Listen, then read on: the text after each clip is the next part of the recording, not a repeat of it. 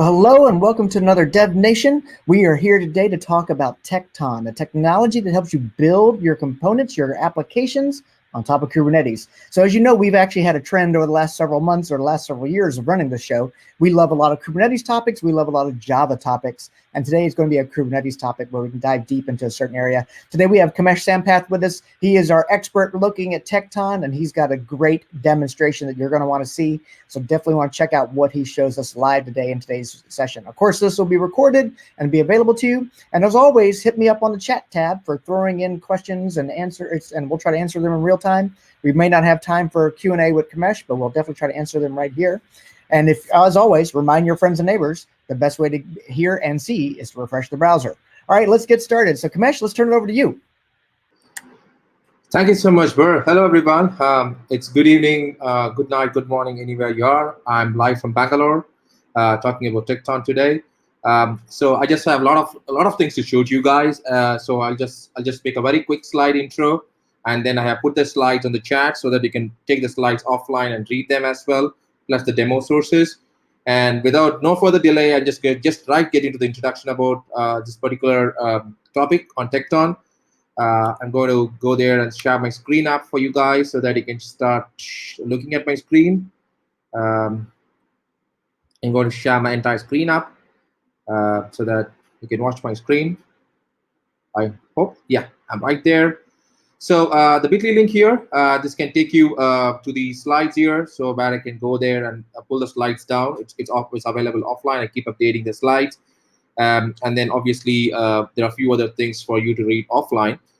So without, I just sort of give you a very quick introduction about what cloud native CI/CD is, right?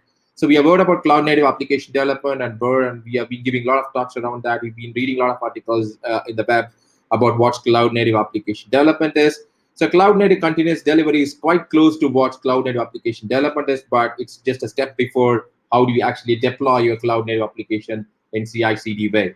Right. The three main components that for cloud native, obviously, you know that we need everything is based on Linux containers. So everything we are going to do, even with cloud native CI/CD, is also going to be used containers and built for container apps and runs in Kubernetes. That's an important term that we need to understand here.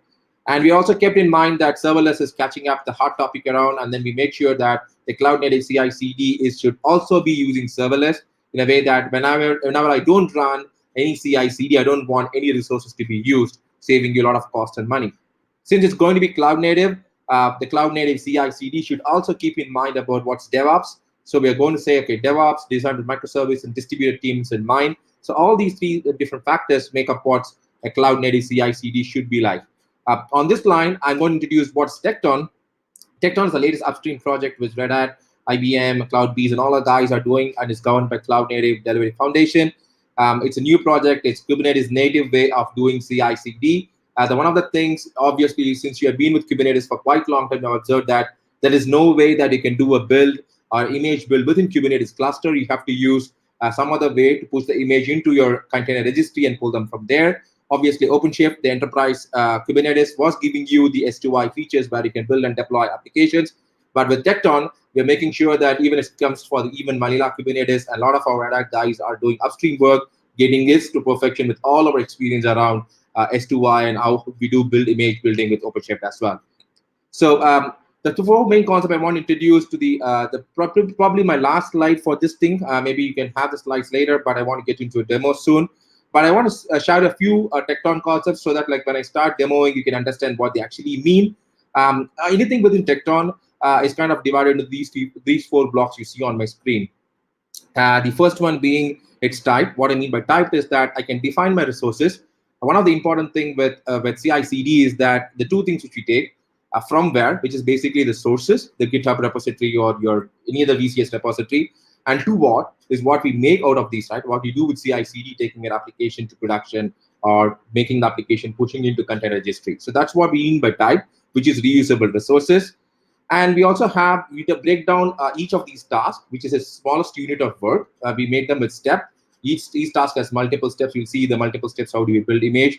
It can mount volumes, use environment variables, etc., so that your container builds are much easier and much smoother to do. And also like pipelines, you can also run the task individually, but also you can group tasks together. We'll see both the examples during the demo. So you can also group this with pipelines. With pipelines, you make sure that the application tasks are grouped together and run a specified order in which you want to run.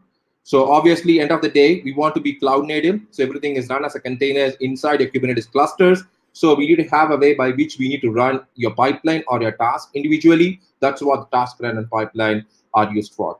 So with this short introduction, I would straight away jump into doing a quick demo on how do we do this. So let me shift to my screen. I hope everyone is seeing my CLI. I'm just going to do a quick demo on this. So let's go to my editor. So I'm just going to build up a few demos. I have an OpenShift cluster basically. So this is a cluster which I have online in the cloud. So we're going to use this cluster to deploy my application. I've already pasted my source code, which is from this simple Hello World application based on Java application, which says Hello World. So let's not worry about this Java or anything. I'm just going to do a Java build. So I'm just going to have this. Yeah. Kamesh, we lost your screen share. So let's try to screen share one more time. It disappeared. Okay. So is it? Let so me start see the that. moment it's screen shared, right, with the editor. Okay, I think it's dropped. I don't know why it's dropped. I think I'm just going to share my entire screen up. I hope you got me back. Yeah, well, we see ourselves. Okay, so I think the presentation was good, right? I just need to start from here, I guess. So the demos, I think I said like I start from the cluster which I have basically. So I'm going to have my OpenShift platform deployed with enterprise Kubernetes, where I'm going to do all my deployments right now. It is deployed there, available on cloud. And I shared this repository, which is a simple Hello World application, Java-based application, which I'm going to build. And this particular stuff, the link of this repository is already shared on the chat, so that you can just go look at what the application looks like. And I have also made sure that I documented all the steps which I'm going to do right now on my demo, so that you don't miss anything. In case even if you miss, you can come back and check these things and start running as well. And there are, without further delay, I'm just going to go to my editor and start doing this. The first time, as I said, like pipeline resources is something which we need to create. So I'm trying to rely on VS Code snippets. And the snippets link is also part of the slides. You can just add the snippets to your stuff. I'm just going to create a first thing. I call this as Git resource, a resource named pipeline resource. It's of type Git. This is what I mean by type. So it takes two parameters. I just need to give a name, which is basically the URL of your repository. The value is, I'm just going to say https github.com, the repository which I showed you right now. My repository is pipeline hello world, right? And that's the repository I have. And then I need to give one more parameter for this, which says what's the revision I need to use. Obviously, I'm going to use a master revision. This helps you to change the revision whenever you do CI/CD. I'm just going to say master. Let me make this a little bit bigger so that's easy to see the screen well. And again, I need to create one more pipeline resource. This is what I'm talking to you about. To what? I got the sources. I'm going to build to what something is called, and just let me call this as hello world image, image, and then this is going to be of type image, which is nothing but a Linux container image. And it also has a similar parameter called as URL, but let's see what this URL means here. It has a different meaning for this case. So in this case, the URL is going to be the URL of the container registry URL, right? Which you usually use. Since I said like I'm going to use OpenShift, I already have an internal content registry as well. I'm just going to copy and paste this with a long name, so that I'm just going to push this image into my local registry, so that it's quicker, faster for the demo sake. And I'm going to call this image as hello world within my namespace called as tutorial. So with this first one, like we are ready with the resources. The next one, what you have to do is like we have to build the task. The task is basically the smallest unit of work, which I said earlier. The task is going to have multiple steps. In our case, I'm going to have a task which is going to have 3 steps. Basically, the first one is going to build your Java application. The second one is going to be build the container image out of the Java application which we built. And the third step is going to be like push this image into the container registry, which is typically your internal container registry that I have here. So as usual, I'm going to go with my snippets, which I already have, and then create a task. I call this task as build app, and then build sources, and then I'm going to use a builder image. This could be any image you wish to use to build your application. In my case, I'm just going to use a Quarkus Java builder because this is a Quarkus-based Java application. I already have a builder here which I'm going to use. I don't have any commands, but I do have arguments which I need to pass to this. And to tell it like where to go and run the script. This is going to be maven run.sh, which I already have in my Quarkus image. I'm just going to use this. It also takes few parameters. I'm just going to use, the first one is going to be called maven, maven cmd args. This is going to be the maven goals that I need to run. So I'm just going to say -d skip test. So I don't want to run any test. Clean install. So these are the goals I'm just going to give for that. And obviously, any given enterprise Java thing, like you want to do a bit of caching of your Maven artifacts so that they build up much faster. So I'm just going to give a Maven mirror URL. In this case, I'm going to use a new notation that is specific for Tektons, where you can pass parameters. I'm just going to say inputs.params, P-A-R-A-M-S, dot Maven mirror URL. I'll come back to how we define parameters in a few seconds. And then the last parameter is that I need to give a working dir. Obviously, we already specified the working dir, but my builder image is a bit old, even before Tekton. So I need to tell this where to go and take the application run from. This is what I need to give it. I'm just going to use the same URL as you saw here. We have some input parameters as well. So since it's going to be a Java build, sometimes you need to have more memory, less memory, etc. So which means that I'm going to have another snippet which defines my resources. I'm going to say the resources, say, okay, I have a maximum limit of 6 GB for this particular container to run with 4 CPUs. And I'm going to give a request for a minimum of 2 CPU and 4 gigabytes of RAM.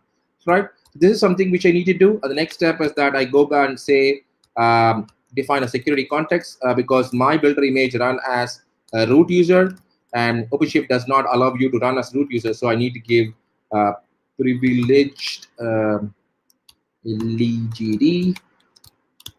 So I need to run this privilege. And that's pretty much we have for this particular first step, which we right now have. So I need to go back and say and add another step, which is basically, I told you earlier that I need to start, I'm going to start building the image again.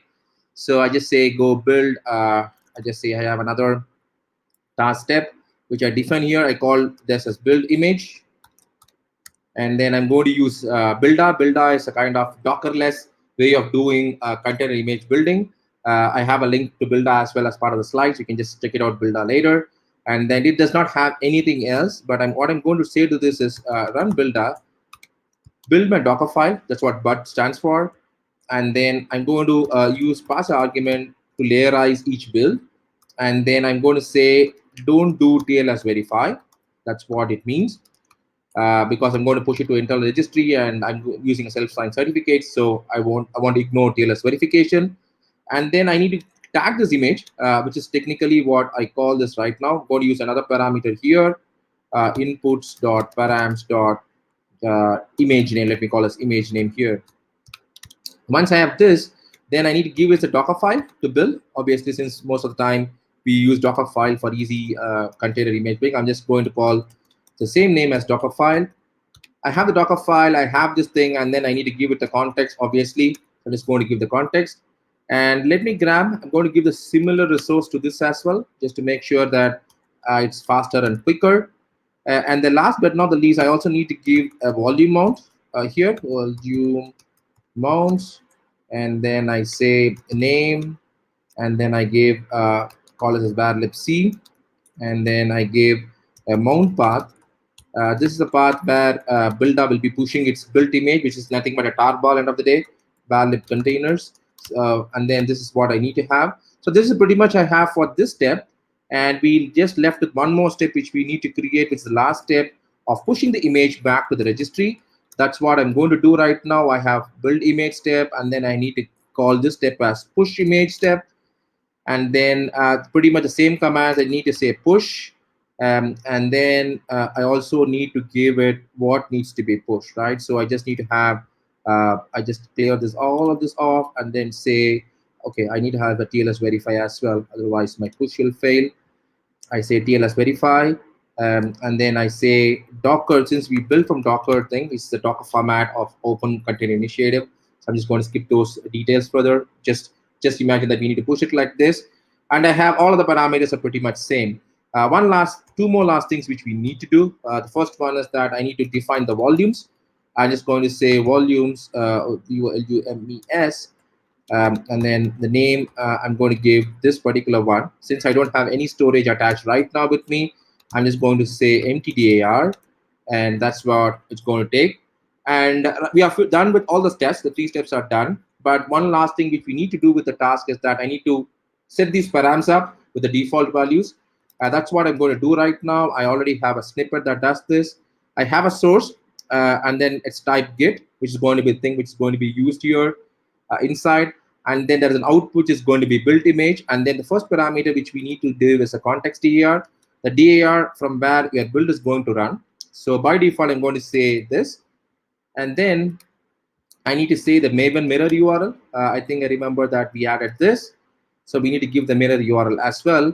And let me point to my local Nexus repository here, which is here, which is running within my same cluster. I'm just going to give this here. And the next one I need to say is the Docker file, which I need to use. Let me go and pull this out from here, the image name. We're going to find another convention here for the image name. We know this image is going to be built from this one, that's output. So let's use that same URL, which I need to have, which is your fully qualified image URL. I'm just going to say outputs dot resources. This we see outputs dot resources, and then I say the built image dot URL. So that's where it's going to take the image from. And the last one is I need to set that Docker file here. So I say the Docker file. Okay, the last parameter which we need to pass. I'm just going to take it from the sources src/main/docker dockerfile.jvm. If you're wondering what this is, if you go to my sources, I have a Docker file within here, src main docker dockerfile jvm. That's what I'm going to use. You can map it to any path within your sources as well. So with this, we are done with creating a task.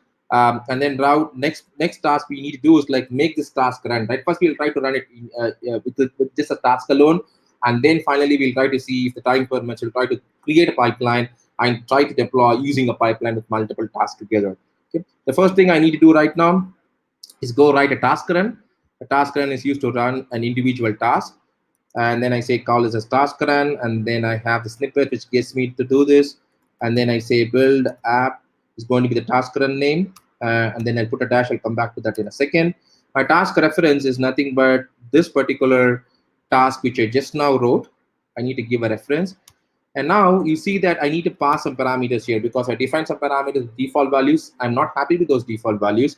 So I'm just going to pass some extra values to this. So I'm just going to say task input. If you see, this is exactly, if you see this one and this one are pretty much same what you see here as well, right? So just be careful when you're writing it for first time. Just make sure that these task inputs are on same line. And then I need to give something called as a resource ref and then name. So you'll be wondering, what is this? This is how I'm connecting my pipeline resource to my actual thing which is going to be passed. In this way, this is one thing Tekton is super exciting because I can plug and play with my resources. I don't need to have static resources attached to your build tasks, so that I can change from production to QA to different registry, different GitHub repo, etc., etc. I can have any kind of those combinations. So that's what we call as decouple and loosely couple and tight. That's what we mean in Tekton. All right. So and then let me, in the same way, I also need to tell my image.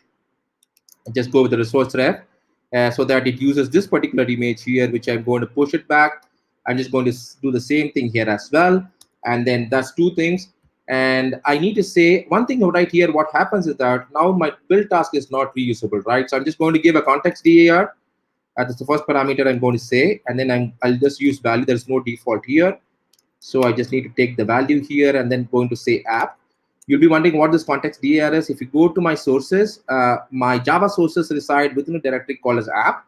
So that's where your POM XML write, which Maven reads and builds. That is within the app. This is directly what I call as context directory here. So I give a context directory, but if you see, I've hard-coded the Maven mirror URL here, which makes this build task not reusable across. Because in case if you don't have Nexus, then this will not work. So to make this thing change, what I'm going to do is like I'm just going to make this as a parameter. I'm just going to say another parameter called as name, and I'll pass it from here. Okay, and then I use this value here. I call this value, and then this one, the default value, I'm going to make this to look like not all is repo1 dot maven dot org is always there, and then maven 2. In this way, what happens? Your task now becomes reusable. You can give this task to your friends or anybody else within your organization who want to reuse the same build task with different set of sources or anything, because everything you see in the task current is pluggable, right? And then we have a bunch of tasks in the catalog here. I shared these links as well in the deck. I'm just showing it for a second. We have a lot of tasks here, which are the reusable tasks as well, right? We can plug and play with them. I will be using one of the reusable tasks in our next demo within a few seconds. One more last thing which I need to do here is that I have the app, I have this, right? What happens is now my task run can run many times, right? So we'll be running once and then probably it might be failing, and we'll be running multiple more times as well. So to avoid this, which if you give a static name like what I've given there, what happens is that I will not be able to create it again. And I'll not be going to revisit back and say what's problem happened, anything I need to fix. So I'll not have a history or logs. So that's what I'm going to do right now. I'm just going to use one feature called as generate name, GNERATE. And then what right now happens is that when I give this Kubernetes, when it creates this particular resource, it will suffix this build app, and then it will also attach a 5-digit alphanumeric characters with this, which gives you a unique ID for this particular thing, so that you will have multiple task runs given there. All right. So right now we are good with the task plan. So what we'll quickly jump to create these ones. Let me go and say, so I use something called as TKN. The link is there. TKN CLI is a CLI command line binary, which is used to kind of interact with your Tekton binaries. I mean, Tekton CLI is a way to interact with Tekton. So I'll be using multiple commands here. I have the link to download this binary so that you can use this binary as well with your demos as well. So let me do this. So right now I say Tekton task ls, which is say what are task I have. Sorry about the typo. I don't have any tasks, so I'm just going to see OC create. So let me see. I'll just use the command here. I'm just going to create build resources, OpenShift client task. I'll come back to that in a second. An app build task, which we have right now. And then we also have an app build task current, which is going to create right now, right? Just have 3 things. I'll just make sure that I'm good with all the stuff here.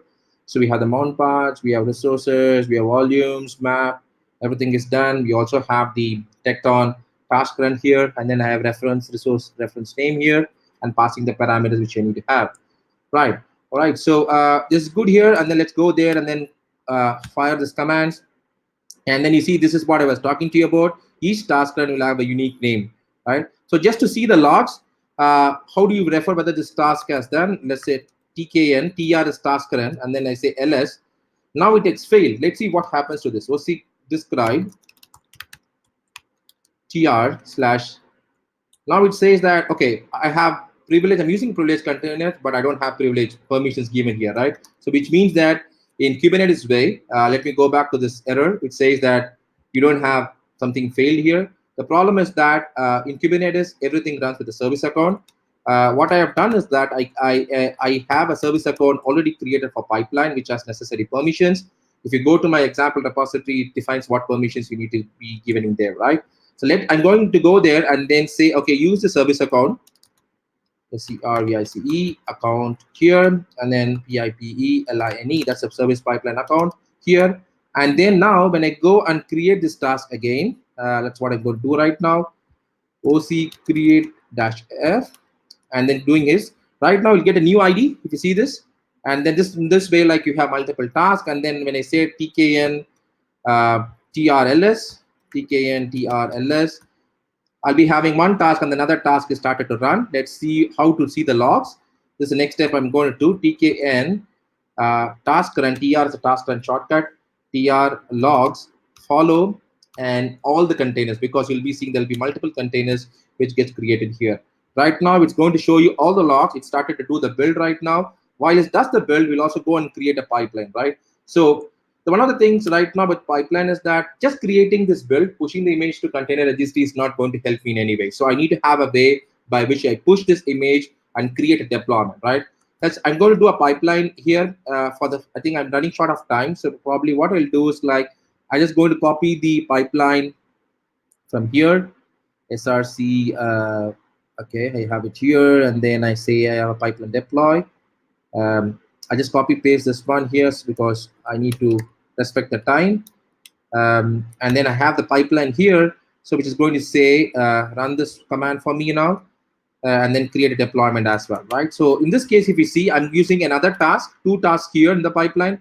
One is called as deploy app, and then I'm going to use OpenShift client, the OC client, which you saw in my command right now. I'm just going to use that right one there, and then I have few other parameters. This is a pipeline CRD, which I defined. I have few resources here, which is said, and then finally it deploys. If you see this, this is going to create a deployment for me, right now rolling out a deployment. I'm just doing it a very crude way, but usually we'll have the deployment YAMLs. We just trigger the deployment YAMLs firing and all this stuff.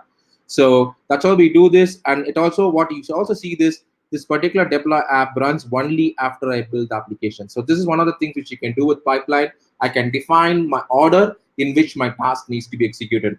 You can imagine a pipeline like multiple tasks runs together. So that's how I'm going to do right now. Let's go and create this pipeline and also like run one more time as well. So let's see what happened to my thing. You see here, so I have my task run tk and tr ls. If you see this, we should have one failed one which we saw earlier, and we should have one which was succeeded right now. Right, my task run is succeeded. Right now, I'm going to go back and then say OC create my pipeline, create -f app deploy, right? And then when I say TKN pipeline, PIPELINELS, and then when I say this should give me the pipeline which I just created, which should be called as app deploy, right? Now I'm not going to use to run a pipeline. There is another way we can start. That's what I'm going to use. I'm just going to copy this command for the sake of time. I'm just going to copy this, and then I say, okay, if you see here, I'm just going to create this pipeline command. I'm just using TK and CLI to start a pipeline, and then I'm passing some parameters. If you put TK and resource ls, we have two resources which you already created. One is called as a Git resource, and another one is called as hello world image, right? If you go to a pipeline, I have two resources, app resource and app image, which I need to map, which gets mapped here. And then the moment I start to do this, what happens is this application gets created and it gets mapped. So I'm just going to use the same thing. And the moment I start this, I should have a new pipeline created. Let's wait for some time. And then tkn prls, which is pipeline run ls, it says running. And I follow the pretty much the same way to see the logs. CLS, tkn pr logs -f -a. The tkn help will give you all these options. Just follow and all containers, because if I say kube oc get pods -w, if you see this pods, this deployment has 7 containers in it. So I need to get the logs from all the 7 containers. That's what I'm giving the option -a, which means that get the logs, follow the logs from all the 7 containers. So we see the pods getting initialized right now. We'll give some time for this to run. While it runs, I will also probably can take few questions if you have few.